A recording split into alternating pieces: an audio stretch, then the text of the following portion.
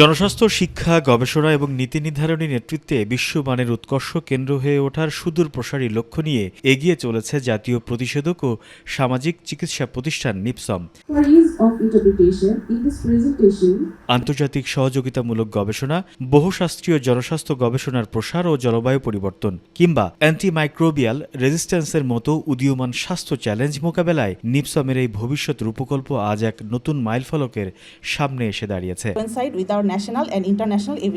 রাজধানীর মহাখালী নিপসম অডিটোরিয়ামে মঙ্গলবার সকালে অনুষ্ঠিত হয়েছে 2025-26 অর্থ বছরের রাজস্ব খাতে পরিচালিত গবেষণা কার্যক্রমের ফলাফল প্রকাশ উপলক্ষে এক বিশেষ সেমিনার। সরকারি অর্থে পরিচালিত এই গবেষণার ফলাফল প্রকাশ দেশের স্বাস্থ্য খাতের উন্নয়ন ও প্রমাণভিত্তিক সিদ্ধান্ত গ্রহণে রাখছে অনন্য ভূমিকা। গবেষণালব্ধ বাস্তবসম্মত তথ্য প্রাপ্ত, নীতি নির্ধারকদের সঠিক কর্মপরিকল্পনা তৈরি, স্বাস্থ্যসেবার মান উন্নয়ন এবং সম্পদের সর্বোত্তম সদ্ব্যবহার নিশ্চিত করতে দিক নির্দেশনা হিসেবে কাজ করছে। একই সাথে সংক্রামক ও অসংক্রামক রোগ প্রতিরোধ এবং সরকারি গবেষণার স্বচ্ছতা ও জবাবদিহিতা বৃদ্ধিতেও এই উদ্যোগ বিশাল অগ্রগতি।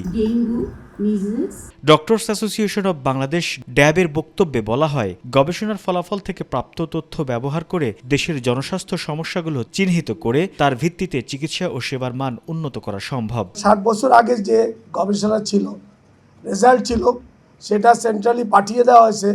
আজকে 7 বছর পরেও একই অবস্থায় কিন্তু সেই কমপ্লেক্সগুলি দাঁড়িয়ে আছে। তার মানে ব্যর্থতার দায়ভার কিন্তু the policy makers who are making the policy for Bangladesh. School শিক্ষা কার্যক্রম এটা একটা ভালো প্রোগ্রাম, আপনারা অবশ্যই এটা চালাবেন, কারণ প্রিভেনশন ইজ বেটার দেন কিউরের। এটা হলো সবচেয়ে উত্তম জায়গা, স্কুল, মাদ্রাসা, কলেজ। কারণ আমাদের এই প্রজন্ম যদি আমরা সচেতন করতে পারি, তাহলে আগামী দিনে আমাদের আরও এই কাজটা সফল হবে। স্বাস্থ্য অধিদপ্তরের সাবেক পরিচালক অধ্যাপক ডাক্তার বেনজির আহমেদ বলেন, এই গবেষণার ফলে দেশের বর্তমান রোগব্যাধি, সংক্রামক ও অসংক্রামক রোগের প্রাদুর্ভাব এবং এর কারণ সম্পর্কে সঠিক ধারণা পাওয়া যায়, যা কার্যকর ও প্রতিরোধকমূলক ব্যবস্থা গ্রহণে সাহায্য করে। যে ডেটা তৈরি হয় সেটা ইউজ হচ্ছে না, ইউজটা হবে কেমনে, লোকালি কে করবে, হু উইল ইউজ দিস?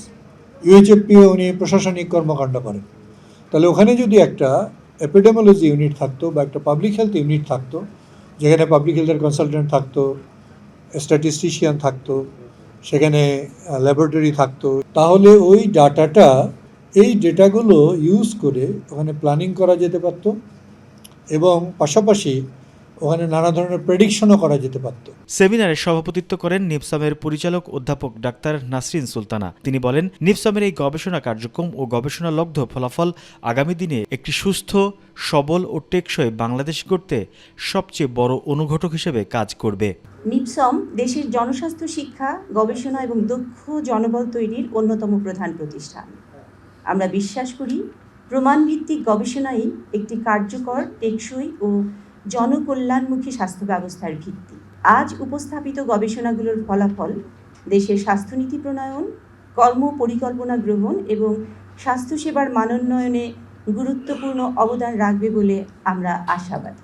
সেমিনারের প্রধান অতিথি স্বাস্থ্য ও পরিবার কল্যাণ প্রতিমন্ত্রী ডাক্তার এম এ মুহিত বলেন, নিপসমের এই গবেষণা স্বাস্থ্য খাতের বাস্তবসম্মত তথ্য প্রাপ্ত, নীতি নির্ধারকদের সঠিক কর্ম পরিকল্পনা তৈরি, স্বাস্থ্যসেবার মান উন্নয়ন এবং সম্পদের সর্বোত্তম সদ্ব্যবহার নিশ্চিত করতে দিক নির্দেশনা হিসেবে কাজ করবে। এটা আরো অবজেক্টিভলি মেজার করার মতো কোনো মেথোডোলজি আছে নিশ্চয়ই, সেটা যদি আপনারা ফিগার আউট করেন এবং এই একই কোশ্চেনগুলোই মোর অবজেক্টিভলি আমরা কিভাবে মেজার এবং অ্যাসেস করতে পারি, সেটা আমাদের সরকারের প্ল্যানিংয়ে খুব হেল্প করবে। নিপসমে শুধু এই রিসার্চ দল না, আপনাদের ফ্যাসিলিটেশনে অন্যান্য ডিপার্টমেন্টেও এইসবের এক্সপার্ট যারা আছেন, আপনারা কোলাবোরেটিভলি এই ধরনের কাজগুলো করলে আমরা সরকার হিসেবে হাইলি অ্যাপ্রিসিয়েট করব। এবং আমি বলতে পারি, আমি একজন রিসার্চ একাডেমিক ব্যাকগ্রাউন্ড থেকে আসা ডাক্তার হিসেবে আমি এই দায়িত্বে থাকাকালে আপনাদের এই রিসার্চগুলো আসলে আমরা ইমপ্লিমেন্টেশনে ব্যবহার করব বলে বিশ্বাস করি। ডক্টর শাহরিয়া সাত্তারের গবেষণায় জনস্বাস্থ্যের উন্নয়নে পারিবারিক স্থিতিশীলতার গুরুত্ব তুলে ধরে প্রাতিষ্ঠানিক কাউন্সেলিংয়ে সুপারিশ করা হয়েছে।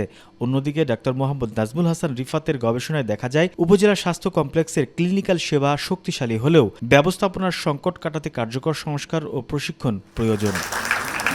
শাহরিয়ার রাজ, মেডিকেল পোস্ট, ঢাকা।